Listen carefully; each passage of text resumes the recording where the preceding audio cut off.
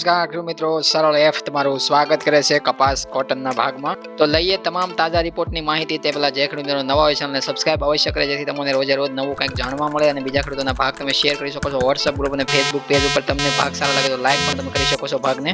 કપાસની અંદર છે સવારમાં ભાગ જે મૂકવામાં આવ્યો હતો, પ્રથમ ભાગની અંદર છે ઘણી બધી ડિટેલ્સ થી માહિતી છે તમને અમેરિકન માર્કેટની અને અમેરિકન જે અત્યારે હાલના જે બજારના સમાચારો છે એને લગતી માહિતી આપેલી છે. તો જે ખેડૂત મિત્રો એ ભાગ ન જોયો તો ખાસ એ ભાગ જોઈ લેવો, જેથી તમને વધારે પડતું સમજવા મળી શકે. ડીઝલ પેટ્રોલ થી માંડી ફેડ રિઝર્વ જે અમેરિકાની જે નેશનલ શાખા કહેતા કે જેમ આપણી રિઝર્વ બેંક છે ભારતની, એવી રીતના છે અમેરિકાની ફેડરલ રિઝર્વ અમેરિકાની અંદર છે એ વ્યાજ દરની અંદર વધારો ઘટાડો જે કરતી હોય છે એના આધારિત છે ડેટા છે રિલીઝ થતા હોય છે. એના પછી વાયદા બજાર હોય છે અથવા તો અમેરિકાની માર્કેટ છે જે ડાવ ઝોન હોય અથવા તો કોઈ પણ જે ડોલરના ભાવ છે એના ઉપર વધઘટ વધારે પડતા થતા હોય છે. આ બધી આંતરરાષ્ટ્રીય ખબરો છે, દેશ વિદેશની કોઈ પણ ખબરો સાથે છે અમેરિકા એના નિર્ણયો સામે છે વધારે પડતા છે ભાવ ઉપર મજબૂતી અથવા તો ઘટાડો, ભાવ ઉપર દબાણ અથવા તો સાદી ભાષામાં સુધારો વધારો જોવા મળતો હોય છે. કોઈ પણ કોમોડિટી હોય, એગ્રી કોમોડિટી હોય અથવા તો કોઈ પણ પાક હોય, કોઈ પણની ઉપર છે ભાવમાં વધારો સુધારો ઘટાડો છે એ થતો હોય છે અમેરિકાના અમુક બયાનબાજી અથવા અમુક નિર્ણયો દ્વારા અથવા તો અમુક જે એના પગલા સારા નબળા લેવામાં આવતા હોય છે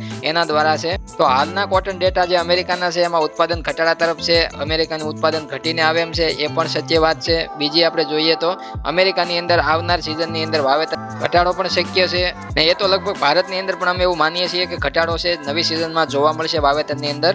અને દિવસ દરમિયાન દિવસના અંતનો અહેવાલ છે તમારી સામે રજૂ કર્યો છે. એમાં તમે મુખ્ય ચર્ચા જોઈએ તો વેચવાલીની અંદર છે આપણને 2 લાખ મણ ઉપર ફરીથી વેચવાલી છે આપણને જોવા મળી છે ગુજરાત રાજ્યની અંદર. અને જોઈએ તો અલગ અલગ રાજ્યોમાં તો વધેલી છે જ, તે મહારાષ્ટ્ર છે, તેલંગાણા છે, પણ ગુજરાતની અંદર છેલ્લા 2 દિવસથી છે ફરીથી 2 લાખ મણની આવક જોવા મળી છે. અલગ અલગ માર્કેટિંગ યાર્ડો અને ગામડેથી જે વેચવાલી ખેડૂતોની થઈ રહી છે એના ઉપર છે. હવે એમાં કોઈ પણ પ્રકારની ખેડૂતોને બીક હોય અથવા તો કોઈ પણ પ્રકારે નાણાં છૂટા કરવાના હોય અથવા તો કોઈ પણ પ્રકારની જે પોતાની સમસ્યાઓ સાથે વેચાણ જોવા મળી રહ્યું છે અને વેચાણ છે ઘણું બધું જોવા મળે છે. બાકી પુરવઠો જ્યારે માર્કેટની અંદર અત્યારે સ્પિનિંગ મિલો, જીનિંગ મિલોની માંગ છે એ 1 લાખથી લઈને 1.5 લાખ ગાંસડી વચ્ચે છે આપણે દેશની અંદર જોવા મળે છે. તો દેશની અંદર 1.5 લાખ કે 2 લાખ ગાંસડીની આવક પર ડે જોવા મળે તો તમે વિચાર કરી શકો કે 50,000 ગાંસડીનો જે ઉપરોક્ત પુરવઠો જે આપણી સામે રજૂ થાય છે એ પુરવઠો છે વધારે પડતું બજારને દબાણ લાવવા માટે અથવા તો બજારને છે ભાવ ઘટાડા તરફી લઈ જઈ શકે છે. અને એ ટૂંકા ટાઈમ માટે હોઈ શકે, પણ બજારમાં માંગ સામે પુરવઠો વધારે પડતો વધી જાય એટલા માટે દબાણ બજારમાં લાવવા માટે વેપારીઓ દ્વારા પ્રયત્નો થતા હોય છે. અને વેચવાલીનું પ્રમાણ દેશની અંદર અને ગુજરાત રાજ્યભરની અંદર વધારે પડતું 2 દિવસમાં જોવા મળ્યું. એમાં હાજર બજારમાં ગુજરાત શંકર ગાંસડીની અંદર આજે ફરીથી આપણને 100 થી 150 રૂપિયાનો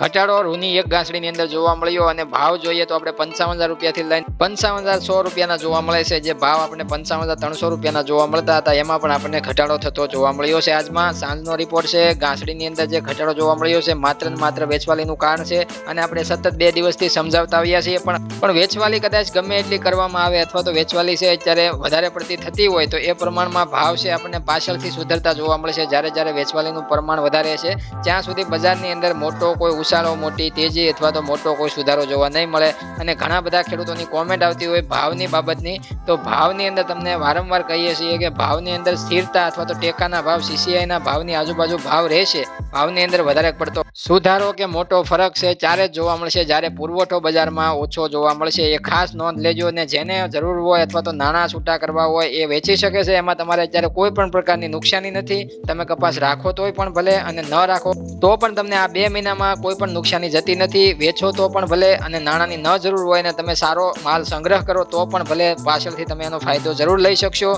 જ્યારે માલ છે બજારમાં પુરવઠો ઓછો જોવા મળશે ત્યારે જ એનો ફાયદો તમને જોવા મળશે.